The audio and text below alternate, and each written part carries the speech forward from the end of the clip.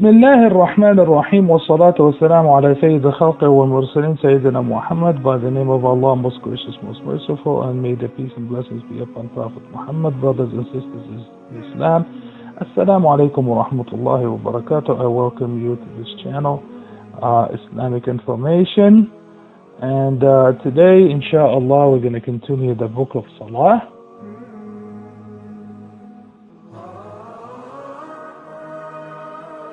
We're going to continue the prerequisite of the Salah. It's the Tahara and Purification.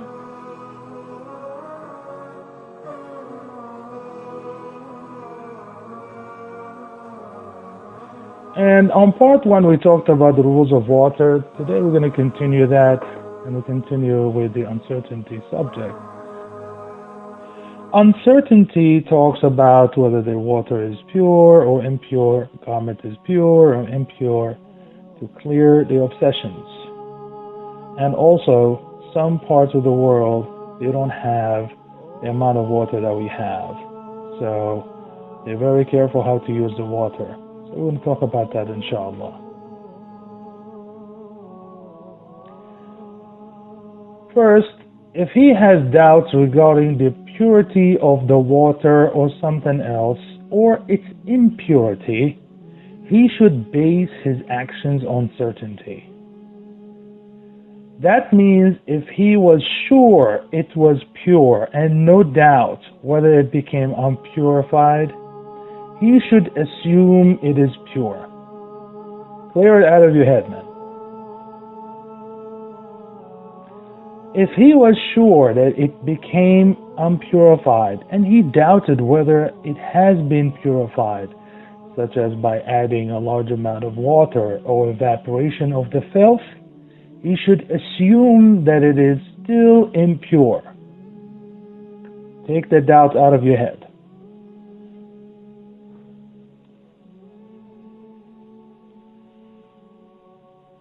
That means cast the doubt away. The second agreed upon major comprehensive legal principle is certainty is not negated by doubt. Many people suffer from obsessions regarding their purity. That could be devastating. Look at this picture right there. Look at her hands because of obsession. Oh, I don't know if the water is clean. I don't know if I did the proper wudu. Let me do it again. Let me do it again. And could be devastating. Umar ibn Khattab, may Allah be pleased with him, passed by a gutter, and he got wet. His companion asked the owner if the water was pure or not, whereupon Umar told the owner not to answer the question of the companion, and he went on his way. He doesn't want obsessions. He just assumed that it's pure and he moved on.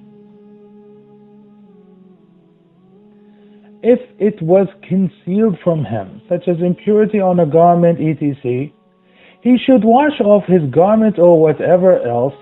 What would be sufficient to make him believe he washed off the impurity?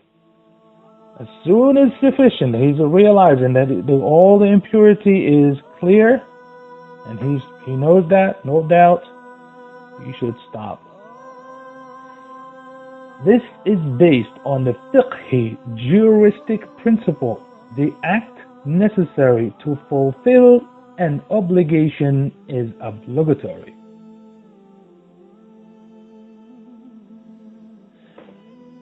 Third, if pure water was infused with impure water and he did not find any other water, he should make tayammum and leave both the pure and impure water.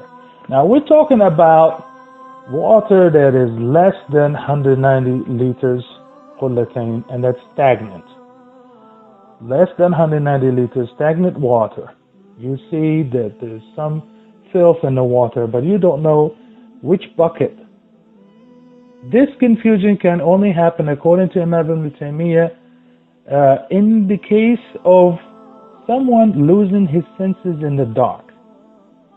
Someone loses his senses in the dark. He cannot tell the taste, color, odor. He can't tell that.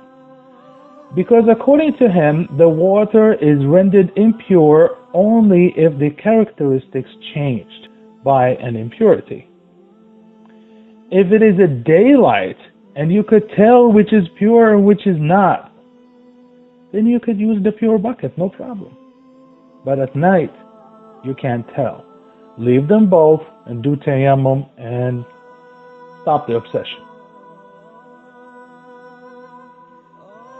Fourth, if pure water that is not purifying, example, water used to remove impurity, then he should make wudu out of each and every one of them. Now, you say, why? At night, you cannot tell, of course, which bucket was pure and purifying and the other one is pure and not purifying. So if you make wudu out of each one of them, then you're 100% made wudu, because you made wudu from the pure and purifying, and then you made wudu from the pure but not purifying. And even if you did wudu from the pure and not purifying, and then you did wudu from pure and purifying, then you have wudu. So you just do that and continue on with your life. In this case, he would be sure that he made wudu with purifying water, and even if his second wudu was done with pure and non-purifying water, he would still be ready for the prayer, inshallah. That is unlike the previous example where if second wudu was performed using impure water, then he would have impurity on his garment and may not pray in this condition. You have a bucket in pure water and pure water, and if you did the wudu with the pure and purifying, and then you did another wudu with the impure water, then you can't do a prayer. That's why you leave them both and do tayammum. Fifth talks about garments. If there are both clean and unclean garments, then try to do your best to verify which garment is impure based on smell, color, and taste. Let's say that you don't have time, and I just want to do salah, and you look, which garment did the cat urinate? You just smell it, taste, color, odor. But if you cannot tell which garment is impure, then you should pray a certain number of times equal to the number of unclean garments plus 1. You should make each prayer in different garments. Meaning, if you have 3 garments and you know that there is one garment, 100%, one garment is impure, so you do one salah with one garment, then you pick another garment and you do another salah, and this way you did an extra salah with the pure garment, inshallah.